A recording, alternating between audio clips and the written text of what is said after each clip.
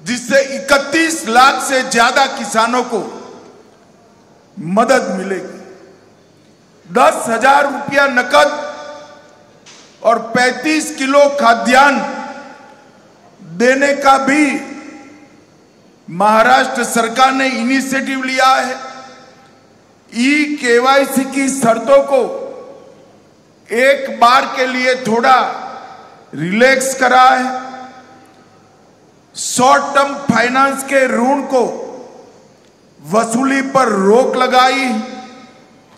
भू राजस्व और स्कूल की परीक्षा में भी छुट्टी देने का काम किया है।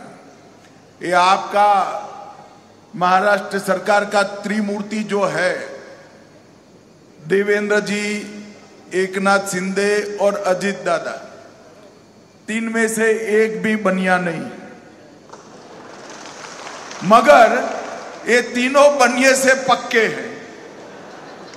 मुझे पद्मश्री पाटिल का मूर्ति का अनावरण कर कर बुलाया और पूछ लिया तरीके से, अच्छे तरीके से, कि भारत सरकार महाराष्ट्र के किसानों के लिए क्या करेगी।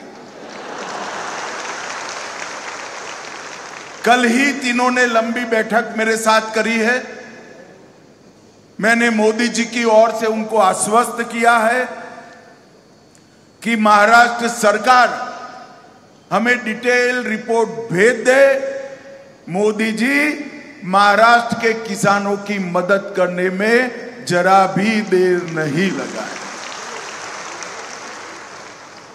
और मित्रों, ये सब इसलिए हुआ है कि किसानों की चिंता करने वाली एक सरकार महाराष्ट्र के लोगों ने चुन कर लाई। हमारे एनडीए के सभी विधायक अपने 1 महीने का वेतन सीएम रिलीफ फंड में दिया है। अभी अभी राधाकृष्ण विखे पाटिल जी ने शुगर मिल से भी घोषणा की और देवेंद्र जी की अपील को प्रतिसाद देने के लिए कई सारे ट्रस्ट भी आगे आए हैं। भाइयों बहनों, आज यहां मेरे आने का एकमात्र कारण है पद्मश्री डॉक्टर विठ्ठलराव विखे पाटिल और डॉक्टर बाला साहब विखे पाटिल के पुतले का, आदमकद से भी ऊंचे पुतले का अनावरण करना और उनको कार्य की अंजलि देना।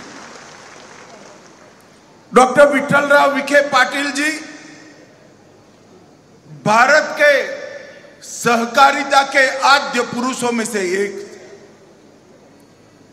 महाराष्ट्र के सहकारिता का इतिहास उठाकर जब अभ्यास करते हैं, पद्मश्री विखे पाटिल, धनंजय राव गाडगिल और वैकुंठ भाई मेहता, ये त्रिपुटी ने महाराष्ट्र के किसानों के लिए सहकारिता की नींव डालने का काम किया। और पद्मश्री पाटिल ने समग्र दुनिया में एक प्रकार से सबसे पहला कोऑपरेटिव साकर कारखाना डालने का काम हमारे पद्मश्री पाटिल ने किया। और इसके कारण न केवल महाराष्ट्र, गुजरात, कर्नाटक, उत्तर प्रदेश, कई राज्यों के किसान समृद्ध हुए। और साकर कारखाना, उसका मुनाफा व्यापारी के घर में जाने की बजाय किसानों के बैंक अकाउंट में जाने की व्यवस्था आज देश में बनी है।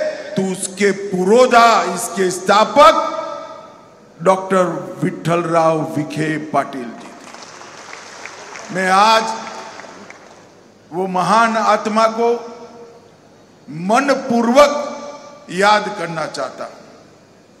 उनके ही सुपुत्र डॉक्टर बाला साहब विखे पाटिल जी, इन्होंने कोऑपरेटिव को तो मजबूत किया, मगर कोऑपरेटिव इंस्टीट्यूशन के माध्यम से शिक्षा, स्वास्थ्य और ग्रामीण विकास, ये तीनों क्षेत्र के अंदर कोऑपरेटिव का मुनाफे से विकास करने की एक नई परंपरा बाला साहब विखे पाटिल ने डाली।